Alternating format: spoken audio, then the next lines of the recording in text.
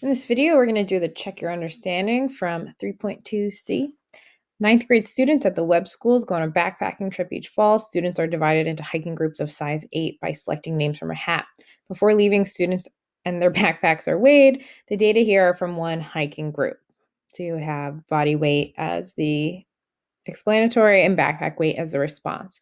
Use the applet, so we'll use Staplet to find the least squared regression line of the data. Write it below in terms of X and in context. So here's Staplet, and I inputted body weight and backpack weight, and you can see it on the X and Y axis. Staplet will calculate a couple things for you. You got your correlation, and it will calculate your least squared regression line. So you have Y hat equals 16.26493 plus 0.0908 X. And you can even see now the residual plot and a plot of the residuals.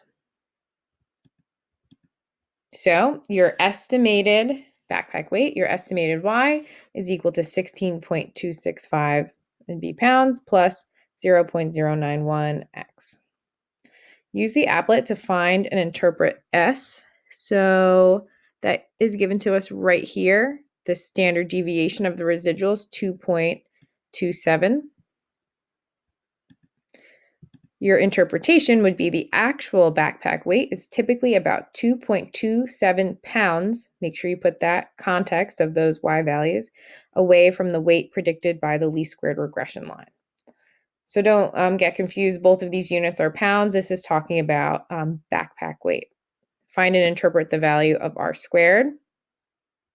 Here it is at 0.632, our coefficient of determination. So you would write about 63.2% of the variability in backpack weight is accounted for by the least squared regression line. So now we're going to find the value of R by hand. Now, you could tell from the scatter plot, you can tell from just kind of looking at the trend in our numbers, if they were in order, that whatever our correlation is should be positive because we see it has a positive association here. Now, if it was negative, you would have to make sure to make your correlation a negative number at the end because we're going to take the square root of R squared, and that will give us R. But technically, it could be positive, it could be negative, and you have to logically decide based on the trend.